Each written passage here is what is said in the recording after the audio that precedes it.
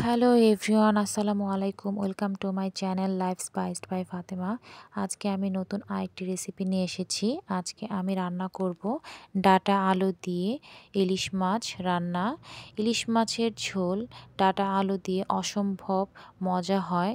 তো আপনারা বাসায় এভাবে পুরো ভিডিও ফলো করে যদি রান্না করেন, আপনারা যারা নতুন রাঁধুনি অবশ্যই যে কেউ খেয়ে বলবে যে এটি কেমন হয়েছে, সেটি প্রশংসার যোগ্য।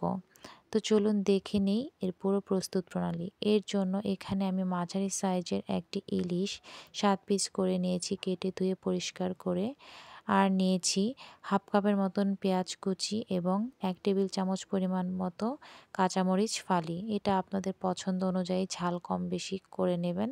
এখানে আমি নিয়েছি আধা কেজির মতো ডাঁটা এবং 3টি আলু কেটে নিয়েছি। এখন চুলায় আমি একটা কড়াই বসিয়ে নিয়েছি। কড়াইতে একটু গরম হয়ে আসলে আমি তেল দিয়ে দেব। আমি আজকে সরিষার তেল ইউজ করছি, আপনারা চাইলে সয়াবিন তেল দিয়েও করতে পারেন। তো এখানে আমি তেলের মধ্যে 1/3 কাপ পরিমাণ তেল দিয়ে দিয়েছি এবং এর মধ্যে আমি পেঁয়াজ আর কাঁচামরিচগুলো দিয়ে একটু ভেজে নিচ্ছি। একটু সফট হয়ে আসলে আমি এর মধ্যে পানি দিয়ে দিব। এই তো আমি হাফ কাপ পরিমাণ পানি দিয়ে দিচ্ছি। পানিটা একটু গরম হয়ে আসলে এর মধ্যে আমি একে একে মশলাগুলো অ্যাড করব। এখানে আমি লাল মরিচের গুঁড়া নিয়েছি 1 টেবিল চামচ পরিমাণ মতো। এটাও অপশনাল, আপনাদের পছন্দ মতো দিতে পারেন। আমি ঝাল একটু বেশি খাই, সেজন্য ঝাল দিয়েছি। আমি 2 চা চামচ পরিমাণ হলুদের গুঁড়া দিচ্ছি।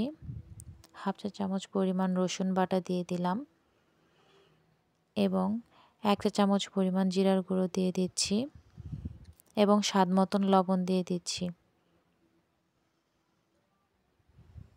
এগুলো দিয়ে আমি ভালো করে নেড়েচেড়ে মশলাটাকে কষিয়ে নেব।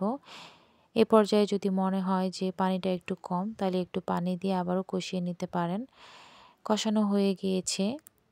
এখন আমি এর মধ্যে সেই কেটে ধুয়ে পরিষ্কার করে রাখা ইলিশ মাছগুলো দিয়ে দিয়েছি।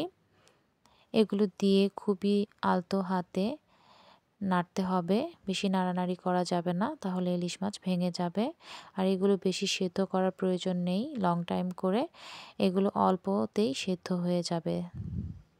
এই তো আমার মাছটা কষানো একদম রেডি হয়ে গিয়েছে। এখন আমি এগুলো উঠিয়ে নিচ্ছি। এই তো একে একে আমি সব মাছগুলো এখান থেকে উঠিয়ে নিচ্ছি। আমি একটি বাটিতে উঠিয়ে এটি একটি সাইডে এখন রেখে দিচ্ছি। চুলায় যে মশলাটা ছিল সেখানে আমি এখন সেই ধুয়ে পরিষ্কার করে রাখা ডাঁটা এবং আলু সেগুলো দিয়ে দিচ্ছি। ডাঁটা এখানে আমি মাথার দিকে যে কচি ডাঁটার শাক ছিল সেগুলো আজকে এখানে ইউজ করেছি। আপনারা চাইলে এটি দিতেও পারেন, নাও দিতে পারেন, তবে দিলে খারাপ লাগবে না। তো এগুলো দিয়ে আমি খুব ভালো করে কষিয়ে নিচ্ছি। এই তো কষানো হয়ে গিয়েছে, প্রায় 1-2 মিনিটের মতন কষিয়ে নিয়েছি। এখন আমি এর মধ্যে পরিমাণ মতো পানি দিয়ে দিচ্ছি। পানিটা আজকে আমি মেপে দিইনি, আন্দাজ করে দিচ্ছি। আপনারাও এরকম আন্দাজ করেই দিবেন, কারণ কেউ বেশি রান্না করবেন, কেউ কম তরকারি রান্না করবেন। তো আমি যে পরিমাণ পানি দিয়েছি সেটা বেশি ঘনও হবে না, আবার পাতলাও হবে না, এই যে এমন টাইপের হবে। তো এখন আমার রান্নাটা প্রায় হয়ে এসেছে। এখন আমি এর মধ্যে সেই কষানো মাছগুলো এর মধ্যে দিয়ে দিচ্ছি একে একে করে। মাছগুলো দিয়ে আমি ঢাকনা দিয়ে ঢেকে 1-2 মিনিট রেখে দেব। তারপর এটি আমি নামিয়ে নেব এবং চুলার আঁচ বন্ধ করে নামিয়ে নেব। এই তো মাছ দেওয়া হয়ে গেল।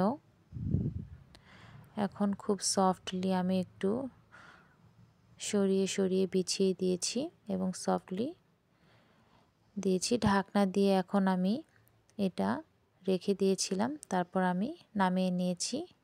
আমি এখন একটি বাটিতে উঠিয়ে নিয়েছি। তো তৈরি হয়ে গেল আমার ডাঁটা আলু দিয়ে তৈরি অসম্ভব মজাদার ইলিশ মাছ রান্না। আপনারা অনেকেই অনেকভাবে ইলিশ মাছের ঝোল রান্না করে থাকেন।